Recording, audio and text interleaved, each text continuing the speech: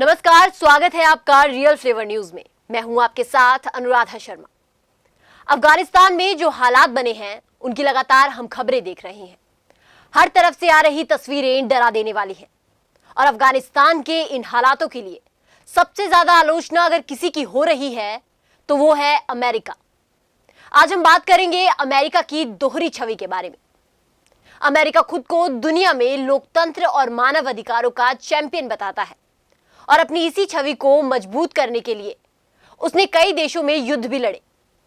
कहा जाता है कि अमेरिका ने इतने सालों तक तालिबान को पैसा, हथियार सब देकर बढ़ावा दिया, लेकिन इन सब से जब उसे खुद को नुकसान हुआ तो अमेरिका ने बदला लेने की ठान ली।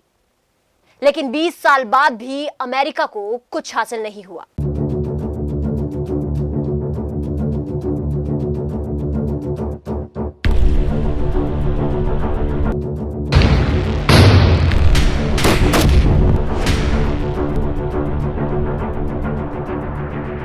नवंबर 2001 को जब आतंकवादियों के संगठन अल-कायदा ने अमेरिका के वर्ल्ड ट्रेड सेंटर पर हमला किया, तब अल-कायदा और ओसामा बिन लादेन अफगानिस्तान की जमीन से अपना हर मिशन पूरा किया करते थे। और यही वजह है कि जिस तालिबान को अमेरिका ने इतने सालों तक पैसा, हथियार सब देकर बढ़ावा दिया, उसी तालिबान के खिलाफ उसने युद्ध छेड़ दिया।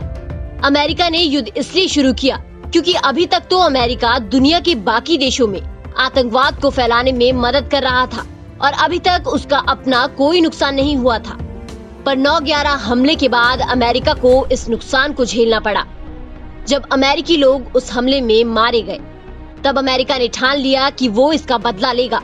लेकिन अमेरिका को 20 साल बाद भी वहाँ से कुछ हासिल नहीं हुआ और उसे वहाँ से अपनी सेना को वापस बुलाना पड़ा।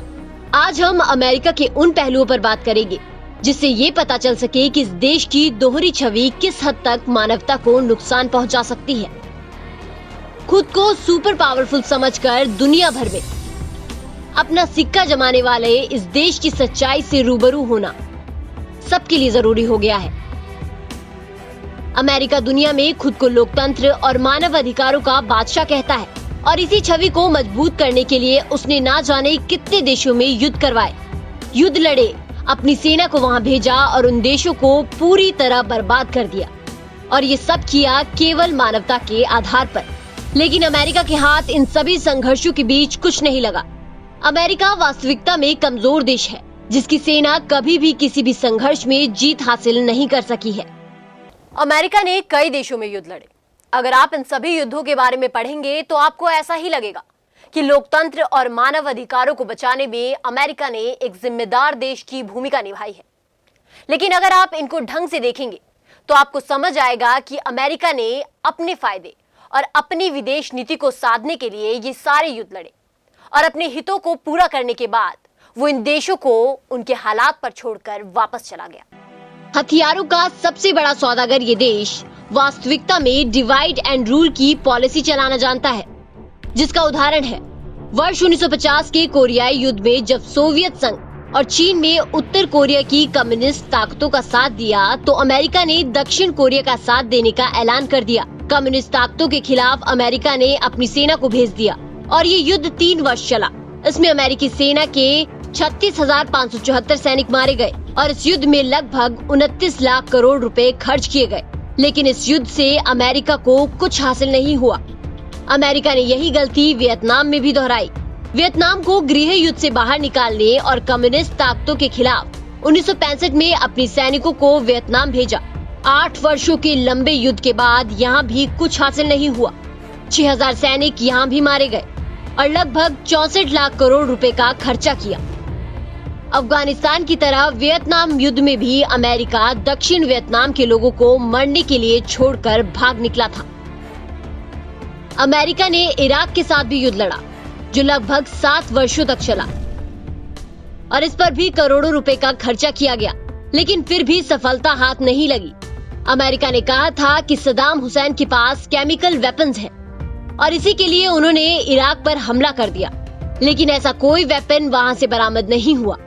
आज भी इराक पर ISIS जैसे आतंकवादी संगठनों का राज है और इस देश के हालात किसी से छुपे नहीं हैं। अब समझने वाली बात यह है कि अमेरिका बाकी देशों के आंतरिक मामलों में दखल तो कर लेता है, लेकिन कुछ कर नहीं पाता। जहां उसे लगता है कि इस देश में उसके फायदे के लिए कुछ बचा नहीं, वहां से निकल जाना अमेरिका की फितरत हो गई है। और ऐसा ही किया है अमेरिका ने अफगानिस्तान में, जहां 20 सालों तक अमेरिकी सेना तैनात रही। इस दौरान उसने 88 लाख करोड़ रुपए बर्बाद किए और उसके बाद भी वो काफी बुरी तरह विफल रहा। अमेरिका ने केवल अपनी विदेश नीति को साधने और अपने फायदे के लिए ये युद्ध लड़े हैं और फिर इन देशों को बेहाल कर उन्हें छोड़कर भाग गया। मीडिया पर जबरदस्त नियंत्रण रखने वाला अमेरिका अपनी खबर बाहर नहीं निकलने देता, जिसके कारण इसकी छवि साफ बनी रहती है। काबुल पर तालिबान के कब्जे के बाद पूरी दुनिया में अफगानों का गुस्सा फूट पड़ा। अमेरिका में लोग व्हाइट हाउस के सामने जमा हुए और अमेरिकी राष्ट्रपति के विरोध में नारे भी लगाए। अमेरिकी फौज की पूरी तरह वापसी से 2 हफ्ते पहले ही तालिबान ने अफगानिस्तान को अपने कब्जे में ले लिया। अमेरिका और अफगान सुरक्षा बलों के घुटने टेकने के बाद अब हर कोई ये जानना चाहता है कि अफगानिस्तान में अब आगे क्या होगा। फिलहाल आज के लिए इतना ही। बाकी न्यूज अपडेट के लिए बने रहिए रियल फ्लेवर न्यूज के साथ। नमस्कार।